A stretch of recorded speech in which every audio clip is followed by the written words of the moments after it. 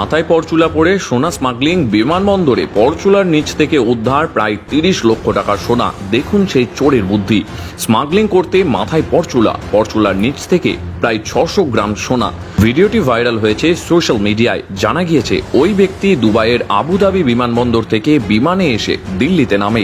দিল্লিতেই হয়তো ওই বিপুল পরিমাণ সোনা স্মাগলিং এর পরিকল্পনা ছিল ওই ব্যক্তির।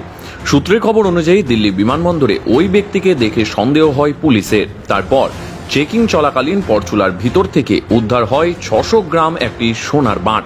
দেখুন সেই ভিডিও।